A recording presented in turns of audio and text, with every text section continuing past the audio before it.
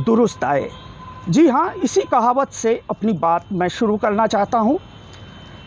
आज़म खान साहब 27 महीने जेल में रहने के बाद आखिरकार आज बाहर आ गए। उनके कार्यकर्ता और चाहने वाले पिछले 27 महीनों से आज़म खान को जेल में बंद देखकर काफ़ी हताश और काफ़ी दुखी थे, लेकिन सुप्रीम कोर्ट ऑफ इंडिया ने एक अंतरिम बेल देने के बाद उनको बाहर आने का ये मौका मिला है और इस शर्त से आए हैं कि बहुत जल्द उनकी बेल एप्लीकेशन पे फिर से बहस होगी, जो कि अगली तारीख होगी। नमस्कार, अस्सलाम वालेकुम। मैं रोशन खान एक बार फिर आप लोगों का स्वागत करता हूं द इंक न्यूज़ पे। उत्तर प्रदेश के रामपुर में 14 अगस्त 1948 को आज़म खान का जन्म हुआ। 1993 में पहली बार वो रामपुर से विधायक चुने गए। उसके बाद लगातार 9 बार विधायक रहने का रिकॉर्ड है इनके नाम। बीच में राज्यसभा के सदस्य भी रहे। उत्तर प्रदेश में एक तरह से कहा जाए तो मुलायम सिंह के बाद दूसरे नंबर के नेता के रूप में हमेशा उनको माना गया। यहाँ तक कि कभी कभी ये कयास भी लगाए गए कि दरअसल मुलायम सिंह यादव से ज़्यादा आज़म खान साहब सरकार को चला रहे हैं। ऐसा कई बार उनके बारे में लोगों के बीच में ये चर्चा आम रही। लेकिन धीरे धीरे वक्त का पहिया बदलता चलता गया। वक्त बदला और एक दिन ऐसा आया, वो वक्त था 2019 का। लोकसभा के चुनाव चल रहे थे और शायद वहीं से एक ऐसा दौर शुरू हुआ जो आज़म खान साहब के लिए बहुत बड़ा कठिन दौर था।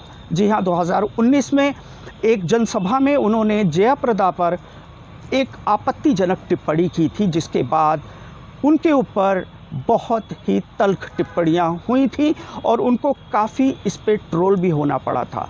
हालांकि 2019 के इलेक्शन में कुछ खास नहीं हो सका। भारतीय जनता पार्टी की सरकार बन गई और उसके बाद शुरू हुआ वो दौर, जो दौर आज़म खान के लिए एक दुःस्वप्न जैसा साबित हुआ। उसके बाद लगातार उनके गौहर यूनिवर्सिटी के ऊपर, उनके व्यक्तित्व के ऊपर ऐसे ऐसे केसेस लगाए गए जिससे कि उनके दिन पर दिन उनकी जो साख थी उस पे आँच आना शुरू हो गई। तकरीबन 80 मुकदमे उनके ऊपर लगाए जा चुके थे और वो लगभग जेल जाने की कगार पे थे। लेकिन सबसे बड़ा घटनाक्रम जो हुआ वो ये हुआ कि उनके बेटे अब्दुल्ला आज़म साहब के ऊपर फर्जी जन्म प्रमाण पत्र लगाने का आरोप लगा कि फर्जी जन्म प्रमाण पत्र लगाकर उन्होंने विधायकी लड़ी और विधायक बने। इस पर अदालत बहुत सख्त हुई। इस पे केस चलता रहा। 2019 से लेकर 2020 तक ये मामला चलता रहा। लेकिन इसी बीच अदालत ने ये कहते हुए समन जारी कर दिया कि ये लोग पेशी पर नहीं आते हैं और उनको फरार घोषित किया और गिरफ्तारी का आदेश दिया। तो आनन फानन में 2020 में अब्दुल्ला आज़म उनके बेटे, तंजीम फातिमा उनकी बीवी और आज़म साहब को गिरफ़्तार कर लिया जाता है। उसके बाद कुछ महीनों बाद अब्दुल्ला आज़म और उनकी मां को ज़मानत मिल जाती है। वो जेल से बाहर आ जाते हैं। इसी बीच विधानसभा के चुनाव होते हैं। एक बार फिर अब्दुल्ला आज़म और उनके वालिद आज़म खान साहब विधायक चुने जाते हैं। लगभग दौर चल ही रहा होता है और इसी बीच उनके ऊपर कई ऐसे मुकदमे लाद दिए जाते हैं जिनसे कि उनको रिहा होना मुश्किल हो जाता है।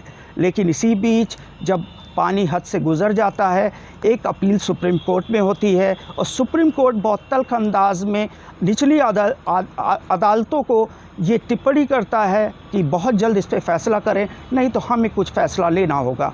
लेकिन आज सुप्रीम कोर्ट ने ये फैसला दिया कि उनको अंतरिम बेल दे दी, जिससे कि उनकी रिहाइश सुनिश्चित हो गई। लेकिन आगे उनकी बेल पे जो आने वाली डेट है उस पर बहस होगी, तब देखा जाएगा। लेकिन फ़िलहाल आज़म खान साहब को अब गिरफ़्तारी नहीं होगी, वो बाहर आ चुके हैं। आज़म खान साहब जब जेल में थे, हमने देखा विधानसभा चुनाव के दरमियान भी किस प्रकार से उन्होंने अब्दुल्ला आज़म, जो कि उस वक्त जेल में बंद थे, जब वो बाहर निकले तो ऐसा कहा जाता है कि अब्दुल्ला आज़म को उन्होंने एक चिट्ठी दी थी अखिलेश यादव के नाम, जिसमें उन्होंने कुछ नाम सुझाए थे। विधानसभा चुनाव में उनके कुछ लोग थे जिनको टिकट देने के लिए, और ऐसा कहा जाता है कि उनके चुने हुए नामों को शायद अखिलेश यादव ने तवज्जो नहीं दी थी और नाराज़गी का दौर वही शुरुआत थी। उसके बाद काफ़ी इफ़ बट लगाए गए, काफ़ी शंकाएं हुई। अखिलेश यादव की तरफ से भी ये देखा गया कि उनकी तरफ से आज़म खान की रिहाई के लिए कोई बहुत बड़ा कदम नहीं उठाया गया, कोई बहुत बड़ा आंदोलन नहीं किया गया, और आज़म खान के चाहने वालों में कहीं ना कहीं ये रोष पनपता रहा। ख़ास तौर पे मुस्लिम मतदाताओं का ये मानना था कि अखिलेश यादव आज़म खान को बाहर नहीं निकलना चाहते हैं, शायद इसलिए ऐसा कर रहे हैं, उन्हें कोई सख्त कदम उठाना चाहिए। और बार बार ये आशंकाएं जताई गई कि कहीं आज़म खान समाजवादी पार्टी से दूर तो नहीं हो गए हैं। इसी बीच हमने देखा कुछ विपक्षी पार्टियों के लोग भी उनसे मिले, यहाँ तक कि आचार्य प्रमोद कृष्णन भी मिले, शिवपाल यादव भी मिले, लेकिन आज़म खान साहब के एक दो विधायक वहाँ गए थे और आज़म खान ने उनसे मिलने से इनकार कर दिया था। बस यही से कयास तेज़ हो गए कि आखिर क्या बात है, आज़म खान क्यों नहीं मिले। तो ये सूचना मिली कि शायद आज़म खान साहब की तबीयत ठीक नहीं थी। उसके बाद वक्त बदला, आज आज़म खान रिहा हुए, शिवपाल यादव पहुंचे और उन्होंने राजनीतिक हलचल एक बार फिर बढ़ा दी है, क्योंकि जिस प्रकार से अखिलेश यादव ने ना ही कोशिश की जेल में मिलने की, ना ही उनकी रिहाई की कोशिश की, जैसा कि कहा जा रहा है लोगों द्वारा, और उनकी बात सत्य प्रतीत भी हो रही है। लेकिन देखना ये होगा कि शिवपाल आज़म खान की ये जोड़ी आगे क्या करती है। क्या कोई नया गठजोड़ होता है कि कहीं कांग्रेस की तरफ उनको जानने का मन है? ऐसा कयास विभिन्न मीडिया हाउसेस की तरफ से लगाया जा रहा है, लोगों में भी चर्चा का विषय है। लेकिन अखिलेश यादव ने इसी बीच आज एक ट्वीट किया, उनका स्वागत किया और उन्होंने इसमें हर्ष भी व्यक्त किया। अब कल क्या होता है, कल के बाद क्या होता है, कैसे होता है, ये देखने वाली बात होगी।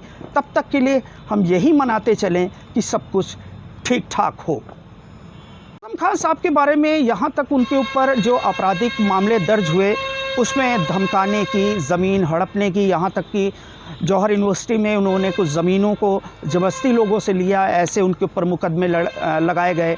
उनके ऊपर मवेशियों, यहाँ तक कि बकरी, मुर्गी, भैंस जैसी चीज़ों की चोरी का इल्ज़ाम लगा। घरेलू सामान, आभूषण, बर्तन जैसे उनके ऊपर आपराधिक मुकदमे दर्ज हुए। यहाँ तक कि फर्जी जन्म प्रमाण पत्र जो उनके बेटे का था, जिसकी वजह से उनको जेल जाना पड़ा। और कई ऐसे हैं जहाँ पर उन्होंने फर्जी दस्तावेज़ों में स्कूलों का रजिस्ट्रेशन कराया, ज़मीनों का रजिस्ट्रेशन कराया। इस तरह के तमाम केस उनके ऊपर चल रहे हैं जिन पे फैसला होना बाकी है, और शायद इन्हीं वजहों से आज़म खान साहब को जेल में रहना पड़ा। आने वाली राजनीति में क्या होता है ये देखने वाली बात होगी। हालांकि फ़िलहाल अभी यही कयास लगाए जा रहे हैं कि शायद कल वो कार्यालय जाएंगे और अखिलेश यादव से मुलाकात करेंगे। कल क्या होता है ये एक दिलचस्प बात होगी। इन्हीं बातों के साथ मैं रोशन खान आप लोगों से विदा लेता हूँ। जय हिंद, जय संविधान। कहीं आज़म खान बाहर आने के बाद में चैन की सांस ले रहे हैं। वो देखिए तस्वीरें आप देख सकते हैं, आज़म खान की रिहाई हो चुकी है और आज़म खान बस निकलने वाले हैं। आज़म खान को निकलने के लिए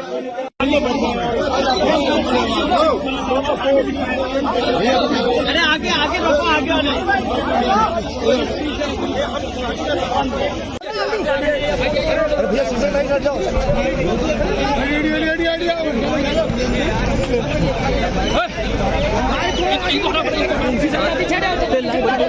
बोलेंगे नेताजी, नेताजी, नेताजी कुछ बोलेंगे, कुछ बोलेंगे। अरे भाई अनवर भाई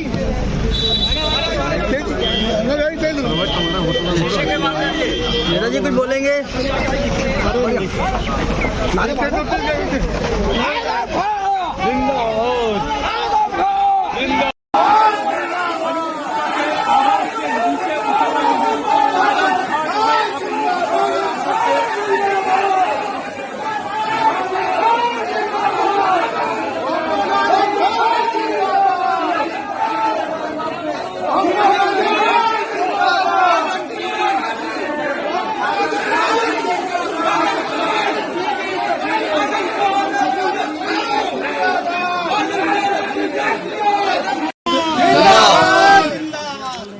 अदलिया का शुक्रगुजार होना है,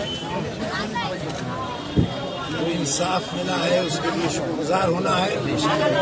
एक बार पूरी तरह से कहना है लेकिन अदलिया जिंदा। सुप्रीम कोर्ट जिंदाबाद, सुप्रीम कोर्ट जिंदाबाद।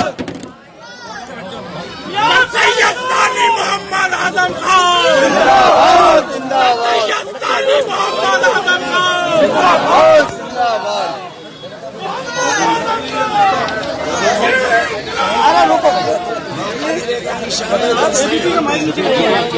चुको भाई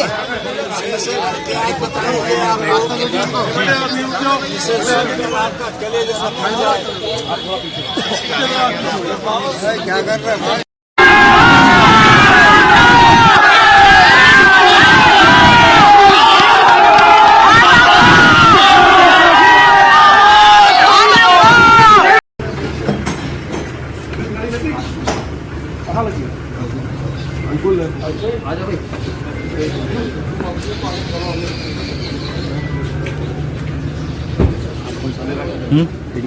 हाँ एडीएम सर हाँ।